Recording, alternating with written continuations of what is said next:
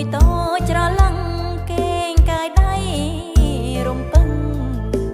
ថានឹងមានរស្មីចំណោបងម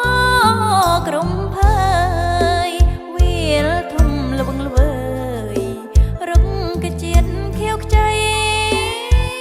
ចាញ់ចាំងដូចពេជ្ររំលេចពីទេពល្អក្រៃដងដាលគ្រប់វិស័យរាល់ថ្ងៃយើងបានសប្បាយសម្ផស្សធម្មជាតិប្រៀបបានសូវណ្ណបីដូចដួងច័ន្ទដែលរាំងពេញបរមីការីស្គូស្គីដូរីកណ្ដាលទ្រូងព្រៃហាំងដូចកល្យាណីកំពុងពេញវ័យក្រ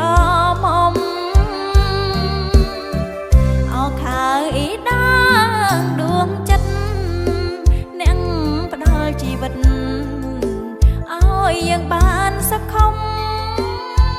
យើងផុតទុក្ខភ័យរីករាយនៅក្នុងជំរំដោយគុណម៉ែ